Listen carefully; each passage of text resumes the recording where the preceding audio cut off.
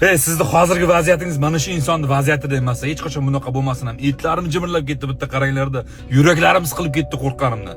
Nati Pati Cave deb nomlangan dunyodagi eng dahshatli g'orlardan biri. 2009-yilda 26 yoshli tibbiyot talabasi Jon Edward Jons mana shu joyga xuddi mana shunaqangi ko'rinishda tiqilib qoladi jigarlar. Jon akasi va do'stlari bilan g'orni o'rganishga kiradi. U Birds Canal deb nomlangan juda tor yo'lakda qidirayotgan bo'ladi.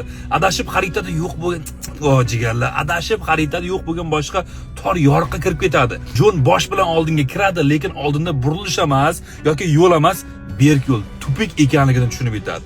Do'stlar u chiqib ketmoqchi bo'ladi, lekin aynan mana shunaqangi ko'rinishda tiqilib mana shunaqa joylashib qolgan bo'ladi. Imkonsiz, etlaring jimirlab, yuraklaringiz siqilib ketyapti. Klaustrofobiyasi borlarni hozir tushunib turibman.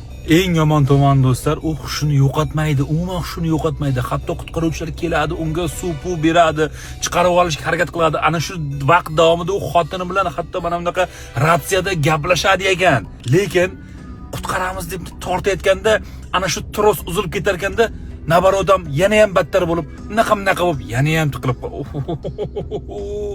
o'sha inson Jon 27 soat davomida tiqilib mana shunaqa bosh pastga bo'lib turadi jigarlar. Oxiri asab tizimi yoki bir qo'rquv deymizmi yoki miyaga qon quyilish natijasida vafot etadi va undan ham yomon tomoni qutqaruvchilar uni shu turishda baribir chiqara olmasligini bilib, kesib bo'lak qilib chiqaramizmi degan xayol bo'lar ekanda, yo'q, battar qiynamaylik deb o'sha g'orni to'liq bitab ustiga tosh boshlar bilan yopib tashab, ana shu joyga o'sha Jon Edward Jonsni nomini berib, qabr toshini ham qo'yib qo'yar ekan. Juda ham dahshatli hikoya va voqea. Bo'lgan voqea.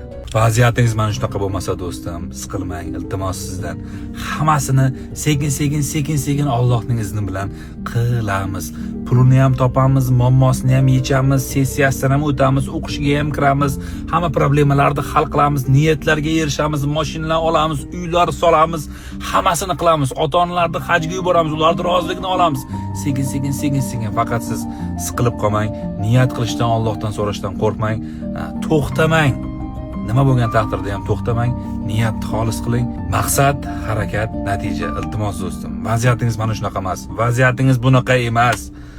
Hali hammasi yaxshi bo'ladi inshaalloh.